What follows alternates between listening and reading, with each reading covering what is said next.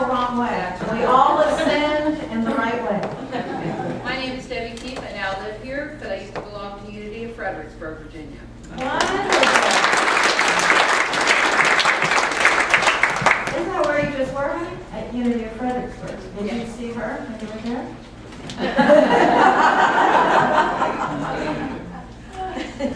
We're going to go do a board retreat for them next year. That's great. Unity of Fredericksburg.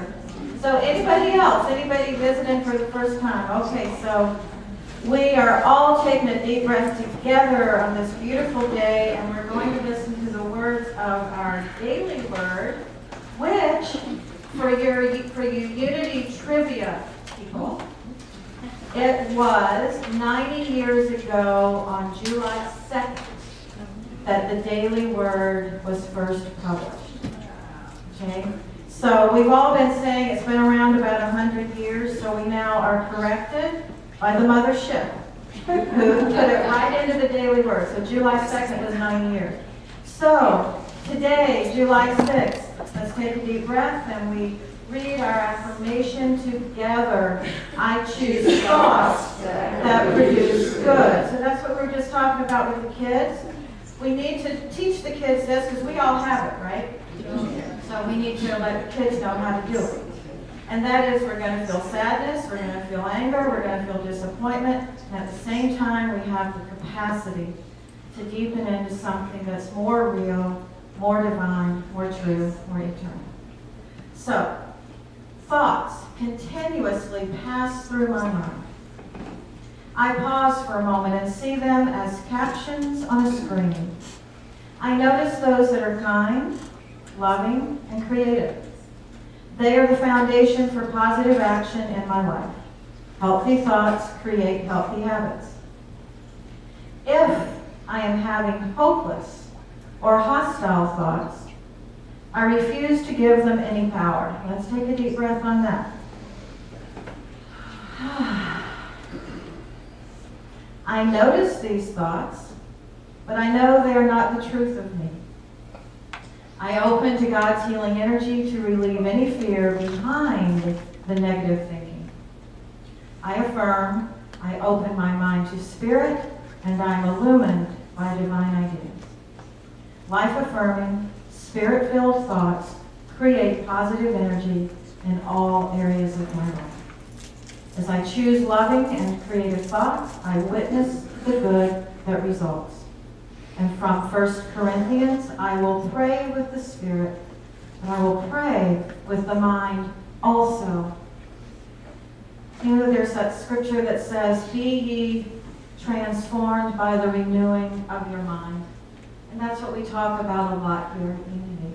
We're going to have the thoughts that take us into a lower vibrating energy. So we have the capacity to lift ourselves up, to raise ourselves up. And we're practicing that, and we're learning that. And then that affects all those around us and affects the world around us. So why would we not want to do it? I don't know about you, but I am continuously in my practice. Am I alone in that? No. Okay, we're all there. Okay. So, we are now going to go into our meditation song. Cindy's going to lead us in this. The words will be on the screen. And this is a wonderful, we don't have the words on the screen, so I just spoke an untruth. Okay, so what we're going to have is a sunflower on the screen, and you're going to lead us in the song, or do a solo, right, when I pray. And this is perfect because this Sunday starts our month of prayer series out of this book, and the Sunday messages, and in our thoughts learning more fully to pray. Thank you. And this is perfect because I don't think this was, well, it's by divine design perhaps, but I'm from Kansas, and this is the sunflower. It's a sunflower state.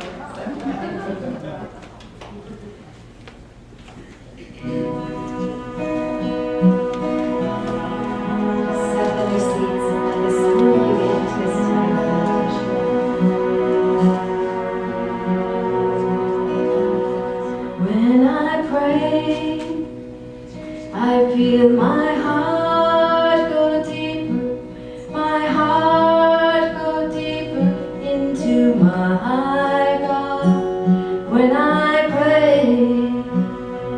Feel my heart go deeper, my heart go deeper into my God. Right here, right now, right where I am, I pray. Right here, right now, right where I am, I pray.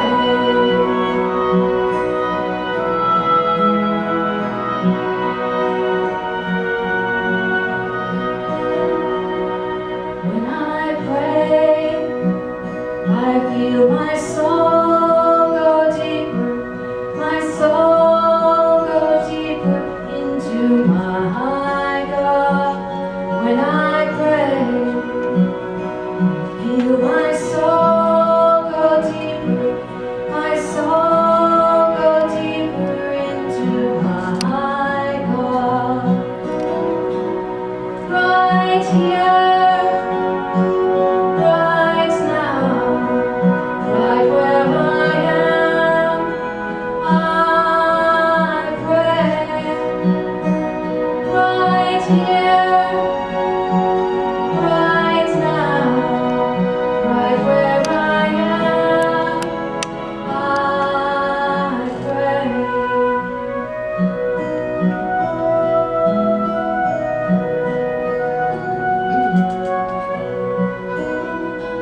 When I pray, I feel my love go deeper, my love go deeper into my God. When I pray, I feel my love go deeper, my love go deeper into my God. Right here, right now, right where I am, I pray. Right here, right now, right where I am, I pray.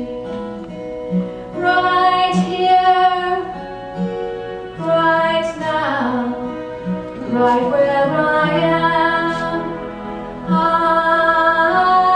pray.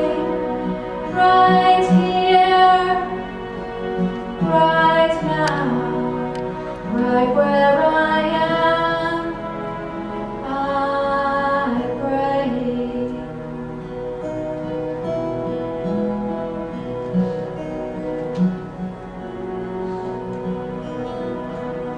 When I pray, I feel my heart go deeper, my heart go deeper into my God.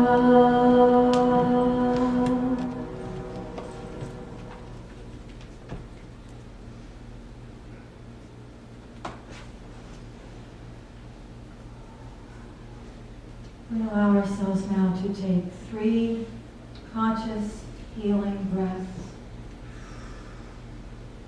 Breathing deeper into the center of our being. Deeper into the one presence, the one power, known by many names.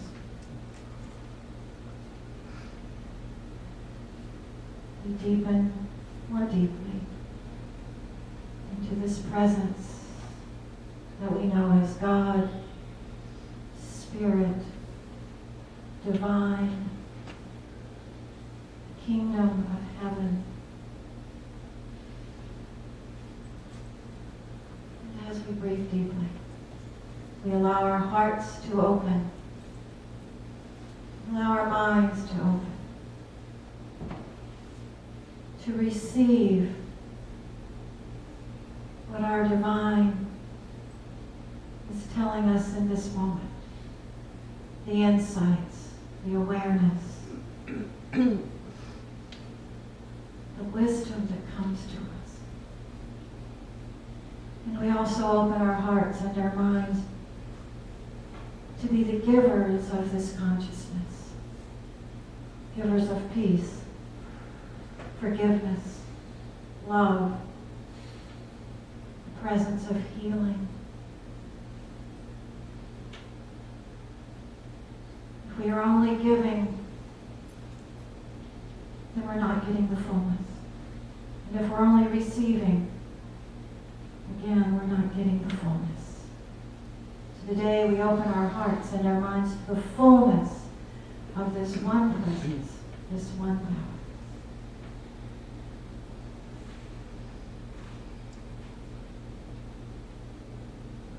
There is a moment in all of our lives, and hopefully many moments in all of our lives, when we remember that we are the artist of our lives, and that our life is prayer. And so I read to you the words of Sister Joan Chichester, a Benedictine sister, speaking of our lives as prayer, our lives as the work of art, of spirit. She says, work is what we do to continue what spirit is unfolding into the world. Work is co-creative. Whether it's keeping a home that is beautiful and ordered and nourishing and artistic. This is your prayer as an artist. Or whether you're working in a machine shop that makes gears for tractors. This is the prayer of your life. This is co-creation. Or whether you're working in an office that processes loan applications for people who are trying to make their lives better. This is co-creation, spirit at work through you. We work because the world is still unfolding. We work to open to the magnificent light of our being. Work is the vision of the divine unfolding through us and a commitment to the service of the world. Take a deep breath. Take a few moments of silence. I invite all of us to consider how each one of us is doing our personal work in the world. Our personal work of awakening and our personal work of being of service in the world. Whatever we are doing, we open our hearts and open our minds and bless all that we do as the work of spirit and the work of prayer in the world.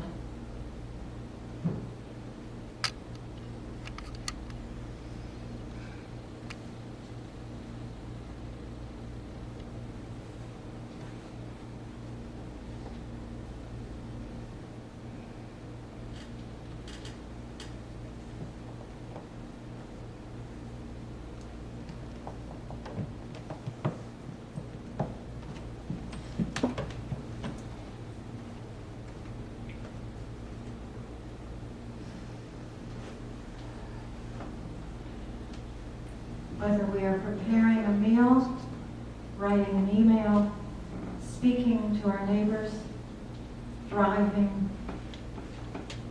we are doing the work of spirit in the world.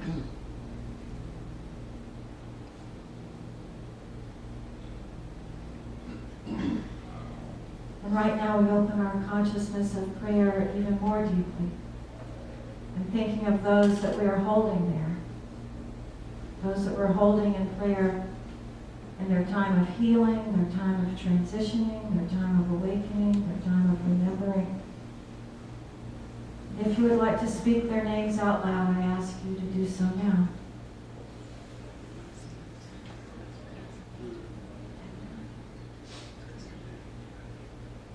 Rochelle, leaders, our community leaders, parents, grandparents, children everywhere, all life, four-legged winged ones, the rivers, the oceans, our beautiful planet, and all the nations of this planet. And our beautiful America.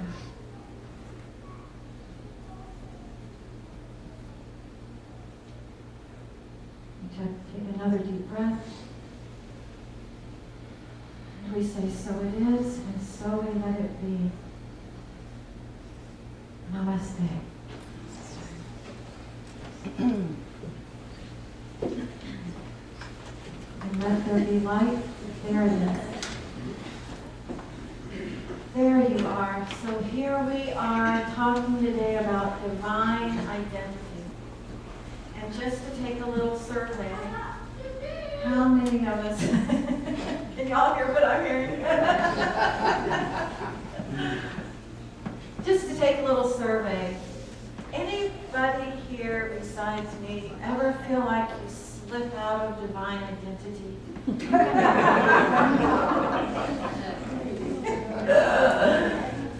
And so when we talk about this, please don't ever think that I'm up here talking about this because I've got it 100%. Well, I know you never thought that anyway, so. This is a wonderful book that Unity Minister Linda Martella, she used to be from San Antonio, Texas. I'm not sure if she's still there. But this is her book, How to Pray Without Talking to God. And one woman came up to me last Sunday and she said, huh? How do you pray without talking to God? Well, let's fast forward to the end of the book. I like to do that sometimes. You ever do that? Before you buy it? Is this book worthy of me and my time and energy reading it? So we skip to the end of the message, which simply is this. Linda invites us to grow up. She invites us to grow up in consciousness. You know, here we talk a lot lately in our classes and our workshops, the idea that we come to a place of awakening where we stop blaming the world for our misery.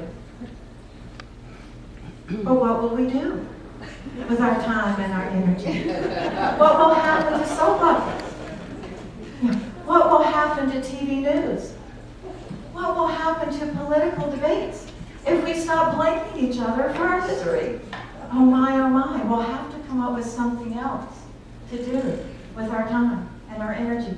She talks about this idea that once we wake up just a little bit more, we realize that the kingdom of heaven consciousness really is within us, and that when we pray, we're invited to pray from that consciousness rather than to an outside consciousness. Now here's the truth, as far as I see it. If I'm still praying to God, powerful things happen. We've seen miracles happen by praying to what felt like an outside presence. So I'm not saying that that's not okay. I have seen powerful outcomes by praying to Heavenly Father, to Divine Mother, to Holy Spirit. Haven't you? Yes. Okay. And then there's a shift, and it doesn't mean we leave that. That's a foundation for a lot of us. But there's this idea that I don't have to reach out anywhere to tap into divine consciousness. That is within me. And so when I hold you in prayer, or you hold me in prayer, we're invited to pray from this consciousness that we know ourselves to be. And there's the work. There's the work that we get to do. Because a lot of us forget that we are divine consciousness and divine presence. We like to read about lives like Mother Teresa. At the retreat the board went to, Sister Teresa was one of the people who helped us out at that retreat. We all kept calling her Mother Teresa. It's like some things you just can't change. If your name is Teresa, you put Mother in front of it. So we like to look at lives like Jesus and Buddha and Mother Teresa and Gandhi and who else? Who are our other power people? But all the while, our power people are telling us this consciousness is within you. So see the world from this consciousness, listen to the world from this consciousness, feel the world from this consciousness, be in the world, and be in this consciousness at the same time. And when we're feeling the intensity, which many of us are, we have to remember that this is the trueness of who we are, the divine and holy presence. And this is what we want to view the world from. And some of us have to take a lot of deep breaths to stay connected there. So in the book, Linda recounts a story that's so interesting. She talks about this Buddha that was created 300 or 400 years ago. And in the 1950s in Thailand, they were going to move this Buddha, this clay Buddha. And so they tied ropes and cables around it, and they built scaffolding. They're going to move it to another place because they're building a road through this part of Thailand. What happened was, in the middle of the night, one of the monks went out to check on the beautiful clay Buddha. And one of the cables had rubbed an edge off of it, and he saw something shiny. And so they did some more investigation and discovered that 12 inches of clay had been put over this. 2.5 tons of gold and a 10-foot Buddha.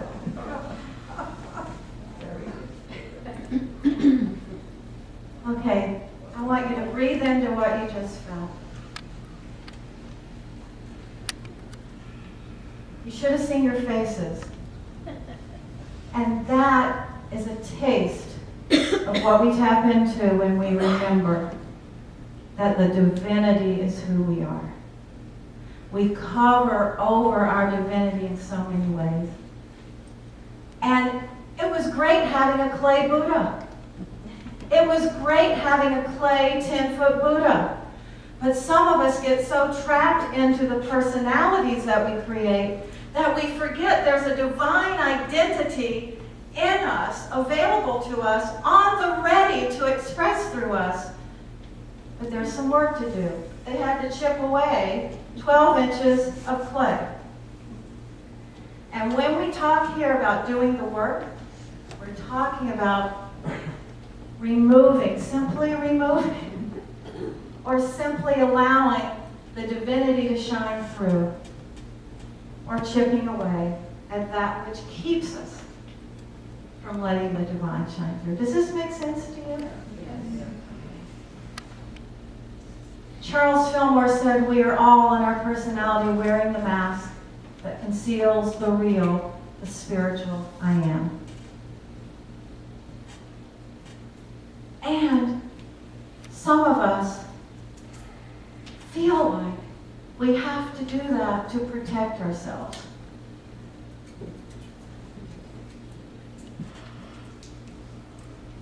And then we begin to wake up just a little bit more and we realize there's no one against us. Not really. The entire universe is for us, truly. The entire universe is conspiring for us to wake up, to transform, to be present. We are getting all kinds of helpful, supportive, uplifting energy all the time. And sometimes we see it, a lot of times we don't. The more we wake up, the more we see and hear and intuit. So this is our board again. For those of you who didn't see this great picture last week, we took ourselves to Springbank to a wonderful retreat. Charlene and I with the board and a facilitator, Angela. And she helped us in a process of knowing more about ourselves. We take ourselves away sometimes, don't we? Some of us go on retreat, some of us go to Meher Baba, some of us just simply stay at home reading our books, doing our meditation work, or we're under the covers in the fetal position. But one way or the other, we take ourselves apart. Even the animals know to do this. Someone came up to me last week. They said, oh, you know, so-and-so hasn't been to church in like 2 Sundays because she don't want it. Let's take a deep breath. People come, people go. Sometimes people take themselves away. Even cats and dogs know to do this. We take ourselves apart to heal, to renew, to rest, to recover, to come alive again, to reinvigorate ourselves. It is a healthy and holy thing. We take ourselves away as a board to open up to more of that gold that's within us as a collective. We each have this individually to open it up as a collective. This is powerful. So 600 million years ago, nervous systems inside evolved and Earth saw herself for the first time. We take ourselves away to see ourselves again and again and again and again and again, over and over and over, seeing ourselves for the first time. So Wendell Berry says this, the world cannot be discovered by a journey of miles, no matter how long, but only by a spiritual journey, a journey of 1 inch, very arduous and humbling and joyful, by which we arrive at the ground at our feet and learn to be at home. Wherever we are is where the work is. How many of us feel like we had to go somewhere else to get started? Wherever we are, that's where the work is, right at our feet. When Dave and I lived in Ashland, Oregon, we went to visit at a healing center there. And I was standing in the midst of what we would call a sanctuary, a quiet, sacred place. We remove our shoes when we walk in. Everything's quiet. I'm looking at the beautiful artwork. And into the room comes this woman with her darling little 2-3-year-old daughter. And without even saying hello, you remember this story? I think we put it in the book. She comes up to me, and I'm in my bare feet. And she comes up, this little 2-3-year-old girl, and she bows at my feet, puts her head on my feet. I think, well, how cute. That's very precious. What's she doing? Talking to her mother. Said, does she like my nail polish? And her mother said, well, she sees nail polish all the time. I have no idea what she's doing. And I think any second she's going to get up. Have you seen a 2 or 3-year-old stay still very long? She kept her head on my feet. Moments pass. I'm totally still because something's happening. I don't understand it. I don't know why she's doing this. And then, like a butterfly, she's up and running away and she's gone. What just happened? And then I remembered. Jesus washed the feet of his disciples.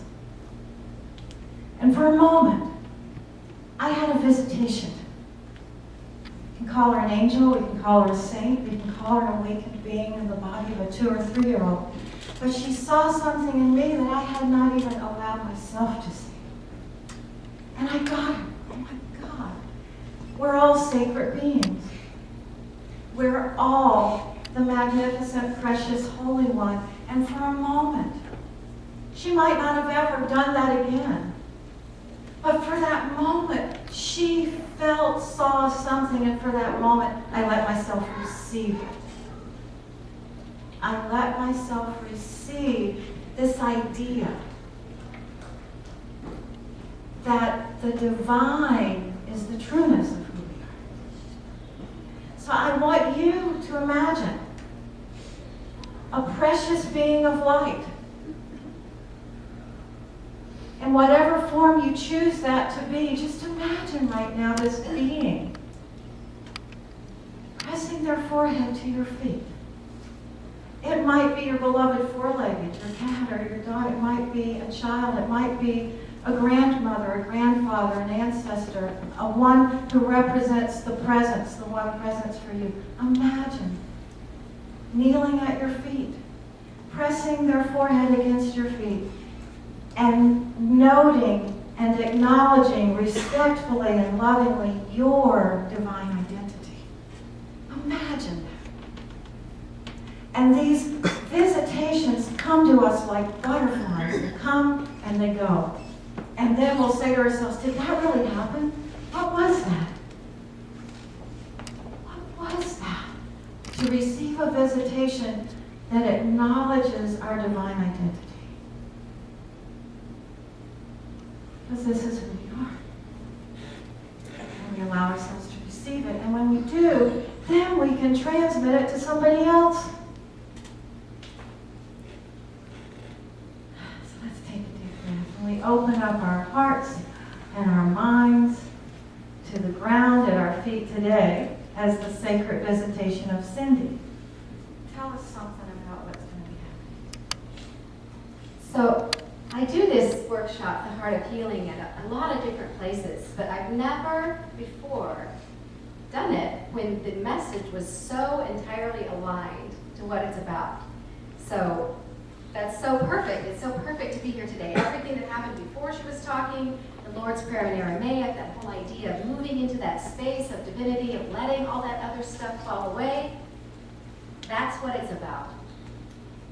Of moving and recognizing this place of divinity that is within each of us. So we hear this saying, namaste, a lot. How many of you know what it means? A lot of you. So that is that idea. When you say that, it's the divine in me honors the divine in you. So it's recognizing both that it's within me and it's within you and it's within all of creation. But we're human beings, and so we have doubts. We have a lot of fear. We have perhaps anger. We have concerns, worries, and all those things, judgments, etc., they all cloud our vision and keep us from being able to see that divinity that is within us and that is within everybody else. And so we are suffering a lot of the time. That's why the Buddhists say life is suffering. It happens a lot. And when we're in those places of darkness, mostly we just want to get out. We don't really want to stay there at all, even though life begins in darkness. The seed under the ground, it's dark down there, and it's not easy to get up through that hard ground. But that tiny little seed that is so easily bent somehow pushes its way even through cement, right? The butterfly in the cocoon, the little chick in the egg, if you help them out, they die because they're not ready to be born. And Lord knows that human birthing is not a fun, pain-free, clean event. It's messy. But that pushing through the birthing canal is what gives life. So those dark places are actually really important. That's when we're growing. That's when we are becoming the butterflies that we were meant to be. And that darkness leads to the light. So in this workshop, what I do is talk about some of that stuff. And of course, healing it's all encompassing. And I've been thinking about it for a long time, and then I was given the gift of ovarian cancer and the car accident and job loss, et cetera, et cetera, et cetera. And, I got to learn more about healing. And I got to be in that place for a long time. Those of you who've had experience with yourselves with cancer or someone who has cancer, it's a long journey through surgery and chemotherapy. Luckily, I didn't have to have radiation, whatever. It's a very long treatment and a very long recovery. So I had a lot of time to sit and stare at the ceiling and think about these things and to recognize all of the gifts that were happening, all of the bounty and grace that was ongoing during the most difficult times, really, of my life. So this workshop came out of that. And healing is the physical, the emotional, the mental. Things are going to happen in our lives. That's inevitable. But there is a way to see all of those things while you're also seeing the bounty and beauty of life. Because it's always there, just like that Buddha. That golden radiance is always there, even though you might be covered with dust. The sun is always shining, even though there may be clouds, so we aren't able to see it right at that moment. So this afternoon, we're going to talk about some of those things. I'll share some stories. We'll have some practical tools that can help you to move into that place that Reverend Margaret is talking about. So I hope you can stay and join us. And afterwards, I'll be over here if you do have questions about it. I have an email list and a CD, and I'll be at that table there. And I'd be happy to answer whatever questions you have, whether you're going to stay or not. Thank you. So I know some of you were at her concert Thursday night. For those of you who weren't, and all of us who were, you have another opportunity. So let's all take a deep breath and repeat this together. The ground at our feet is sacred. One more time, the ground at our feet is sacred. Meaning, what this means to me is whatever's happening right here is sacred. It might feel like a really rapid heartbeat. So rapid that we feel like something is wrong. It might feel like a friend who's moving through cancer, maybe you.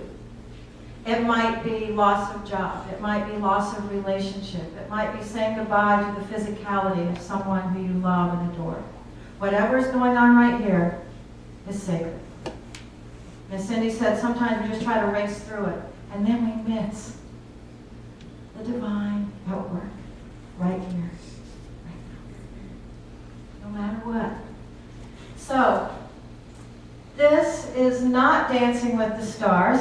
This actually is an artist's rendition of Jacob wrestling with the angel. Now, what was that about? So Jacob, I'm just going to give you a really quick snippet of the story. Jacob fooled his brother, stole his brother's birthright, and fled the land and got a couple of wives and made a fortune. For those of you who know Bible, you know I'm really summing this up. So he was estranged from his family, he had accumulated a fortune, and then he had a feeling. A lot of us have had this feeling. You know, I haven't been home in about 40 years. I think I'll go home. See my brother, see my family. So on his way home, he realizes, my brother's probably going to kill me. I've been away for 40 years, and I stole his birthright. He's probably upset. Well, we're told that he wrestled with the angel. Here's another story. This is the wrestling angel. Look at him. The angel has his leg over Jacob, and he's pushing into his hip. The story says his hip was hurt in that wrestling match. And the story says he was wrestling for his redemption. How many of us seize on an idea, an event in our lives, a circumstance, and we wrestle with it? Anybody? We wrestle with the decision. We wrestle with understanding it. We wrestle with our resistance of what's happening. Oy vey. What are we going to do when we have no more intensity of drama in our human lives? We're going to breathe more deeply and easily, but we wrestle. And why do we say that he was wrestling with the angel? Because every event holds the sacred blessing. Every single one. We wrestle with it. We say to spirit or to life, what do you mean I'm going to lose? What do you mean I'm losing my job? What do you mean I'm not going to have that 401k that I spent the last 30 years working on? What do you mean my relationship is going to change? This is the one I thought that was going to be the one. What do you mean I have to say goodbye to a beloved? What do you mean that their physicality is going to disappear from my life? What? Wait a minute, Spirit. I'm going to resist this. I'm going to wrestle with this.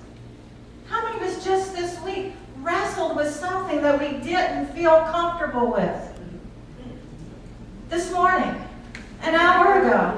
What? We wrestle with the angels who bring us divine and sacred and holy presence. We go to the emergency room. My heart is beating too rapidly. We go to the prayer chapel. Life is moving to too much confusion, too much chaos. We go to prayer.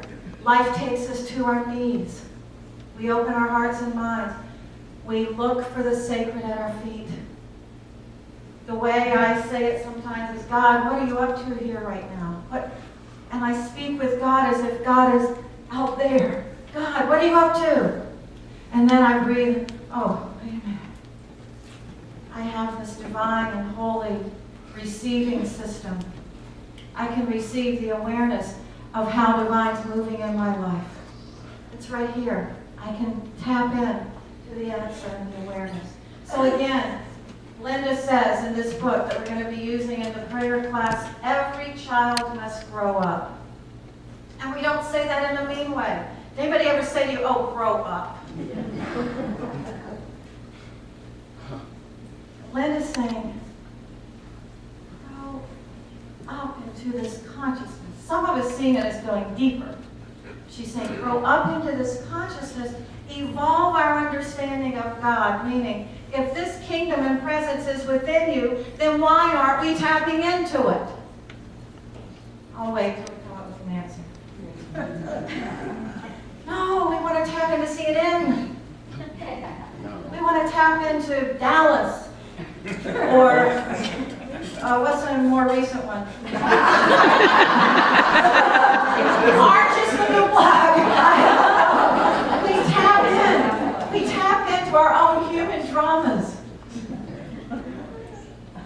Every child must grow up. And so what we're going to be talking about for this next month of Sundays, this prayer series, is opening more fully to this idea of praying from the consciousness and to pray with true, open, full divine consciousness. We have to know ourselves as divine. You don't want me praying for you when I'm feeling less than. You want me holding you in prayer when I know my divine identity. And so what Unity teaches is before you pray with somebody else, you tap into your own awareness of your own divine wholeness. Does that make sense? Yes. You don't want me praying with you right after I've had a discussion with David. Why are you praying with So let's all take a deep breath. We laugh, we cry, and we do our work. We work to open our awareness of our divine identity. And there's no blame, and there's no shame, and there's no judgment when we're not tapped into divine identity. It just means we hold one another in prayer to know our fullness. Does that make sense? Okay. Namaste.